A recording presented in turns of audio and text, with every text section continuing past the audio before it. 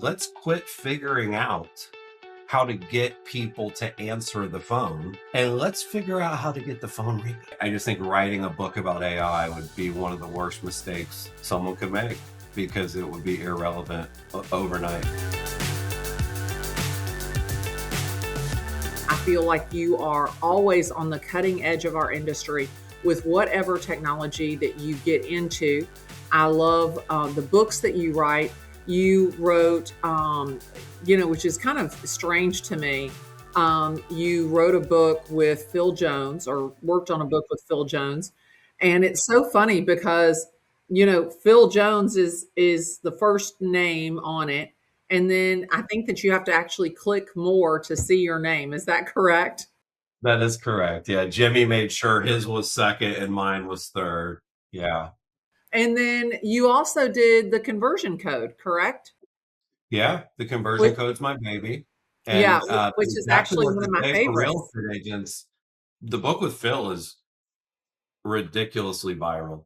Oh, I mean, people are buying that book right now while we're doing this recording. It's unbelievable the legs on that book. So what I did is Phil basically said, "Hey, I want to do it with you guys. I like you guys a lot. Here's, the Word doc of my original title. You guys layer in the real estate, specific use cases." We did a bunch of workshops with really smart realtors to kind of extract common, critical, and difficult conversations. But yeah, I love writing books. The conversion code is used at Johns Hopkins, which is crazy. I got to teach at NYU. But even now, if you think about there's two edition. The head of the marketing department at Johns Hopkins emailed me and said, "Hey, we use your book in our marketing school." And I was like, "Well, that's good to know. But it's 5 years old. If you update it, we'll keep using it." And I was like, "Okay, I'll update it." Like, done. But the amount that changed from version 1 to version 2 was crazy because, as an example, Reels, TikTok, Shorts, Stories, none of it existed. They weren't even a thing. Twitter was still Twitter, and AI was nowhere in the vernacular of marketing professionals. And people ask me, what's the biggest difference? The first book was about the boiler room. It was about capturing leads, converting leads, like clicks, conversions, calls, right? And then when I went to write the second one, I'm like, man, consumers are winning the battle when it comes to, you go to a website and it says, "Hey, can we cookie you?" No, no, you can't. You can't add cookies. Sorry. You go to an app. "Hey, can we track you?" No. You get a call, says, "This is spam. Do you want to answer it?" No, I'm good. You get a text, reply stop to quit getting these. So I started seeing this like consumer protection becoming a really big topic. So what I figured out was that while I learned the conversion code in the boiler room doing the equivalent of direct response marketing, forced read, call the lead quick, call them often, I never actually did that for myself because I, from day one, have done inbound content marketing on the back of my personal brand. So when I wrote the second version, I said, you know what? Let's quit figuring out how to get people to answer the phone and let's figure out how to get the phone ringing. That was the big difference. And I bet you're not calling 100 people. But I bet 100 people are calling you. So that is really the big change. Was like, it was just so night and day between the old way and the new way. And clearly the new way is a lot more fun too. when did you release your new conversion code? 2021. So even that one's 4 years old now, 2022, somewhere in there. And I don't mention AI. It was before ChatGPT, it was before Jasper and Perplexity. And so now I'm like, gosh, I wouldn't have written it. I would have waited and written it with AI. There'd be prompts throughout it, but the reality is, I'll never write another version. I'm not going to write another, book on practical marketing and tech advice because it gets outdated too quickly. You have to update it every few years. And I just think writing a book about AI would be one of the worst mistakes someone could make because it would be irrelevant overnight. Yeah, absolutely. How are you using AI in your business? Every possible way.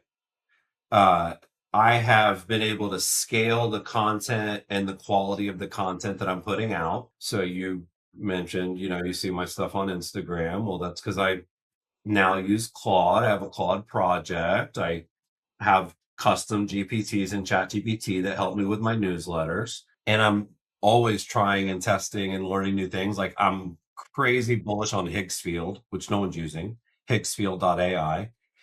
Higgsfield allows me to use Nano Banana Pro in an unlimited capacity. It also has Sora. It also has Google VO3. It also has every image and video model all in one interface. So I'm not really using Higgsfield. Higgsfield is the wrapper that has all of those tools inside of it. And I love it. And but the thing I would tell people about AI is like the biggest thing it does is it eliminates the excuse that you don't know what to post. Because the ideas are flowing if you ask it the right questions. But I'll tell you what's happening now, like bleeding edge as of this recording. What is the next big thing?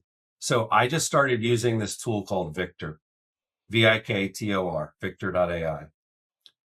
And I'm sure you're hearing, Glenda, about AI agents and autonomous agents and open call, call bot, right? Like there's a lot of buzzwords out there in the blogosphere. Well, these new tools, they do the work for you. So like a good one everybody can add right now is Claude for Chrome. Okay. So everybody knows about Claude. A lot of people know about Claude. What Claude for Chrome does is it's in your Google Chrome, and I can go to your TikTok account on my computer, and I can open up Claude for Chrome, and I can say, "Hey, analyze Glenda's TikTok account and explain what makes her best videos perform best, and then give me 10 hooks that I can use in my next 10 videos so that my videos will perform better too." And Claude will do all of that. And then I'll go to Claude and I'll say, "Hey, go find me the most popular tweets right now hating on realtors." And it'll go find them. I'll say, "Okay, now how can we turn that into a visual?" And give me suggestions, but also give me prompts for Nano Banana Pro to turn it into a visual. So, like between Claude for Chrome and this new tool, Victor, it's in Slack. This is what's crazy. It's in Slack. So I'm chatting with Victor in Slack, and the first thing I said, analyze my Instagram, tell me what I should do better. Done. I changed my bio today. Said, "Hey, I have broadcast channels. Can you look at them and see if they're worth keeping?" Get rid of both of them. Here's why. I deleted both of them right away. I said, "Hey, my newsletter's on Kit and one's on Beehive. Can you go look at it? I love doing it, but it takes too much time. What could I be doing differently?" My newsletter for next Tuesday is already done. I have never had it finished before Monday before. So these new tools, they use your tools for you, and it proactively gives you ideas.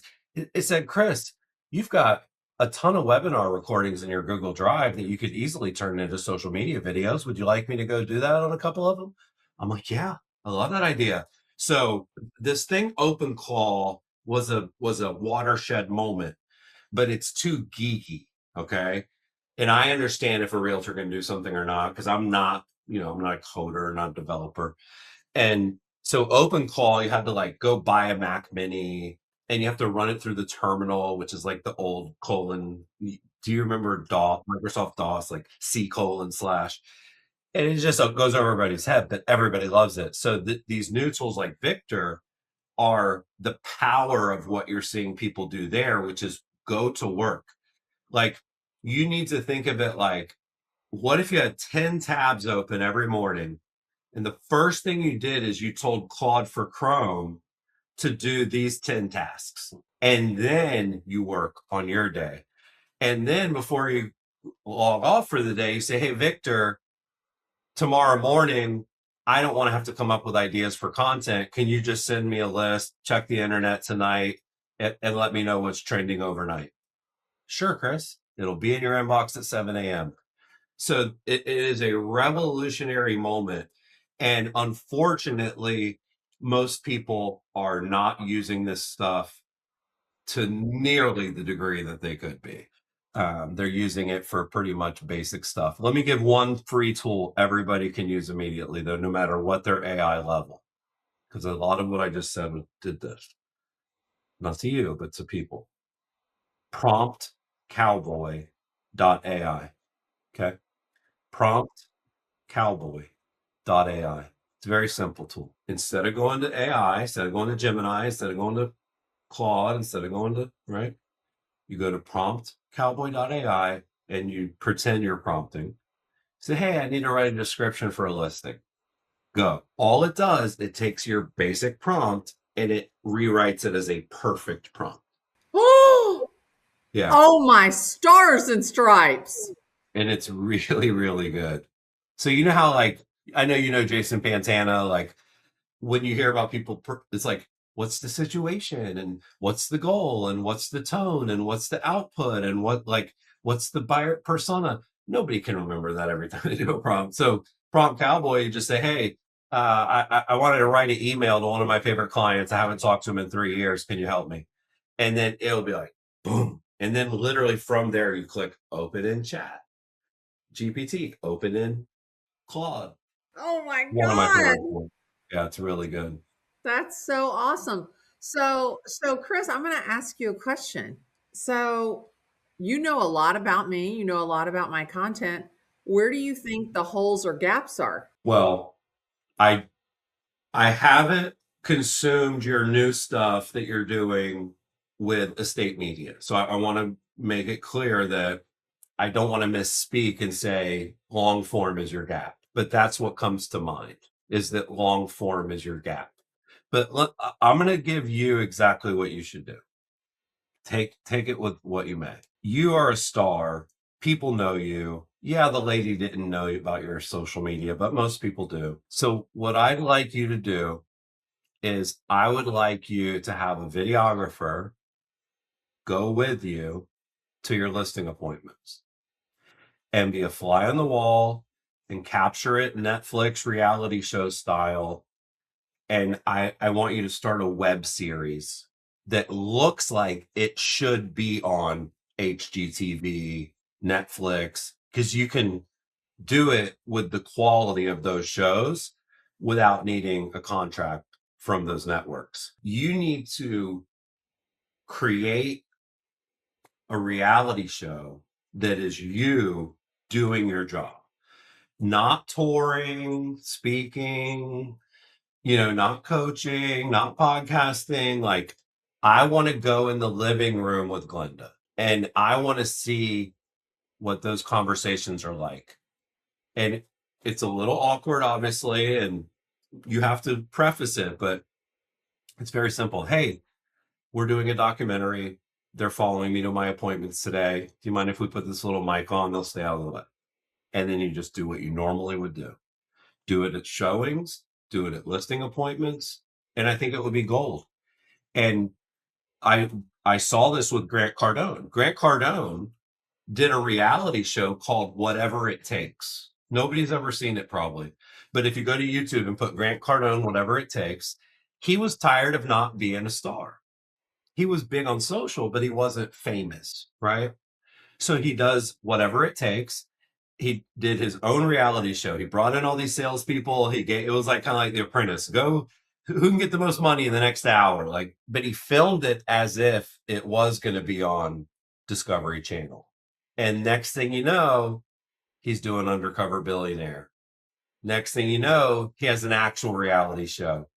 So I think that you need to do your own reality show. I love it. I love it. I am so glad I asked that question because I got to tell you, and it's I I I don't know that you know how much admiration I have for you. I think you are probably one of the most brilliant people I have ever met in my life. The way that you have the ability to not only come up with the idea, but execute on it and implement it and then deliver it in such a user friendly demeanor, you are the reason that I take action.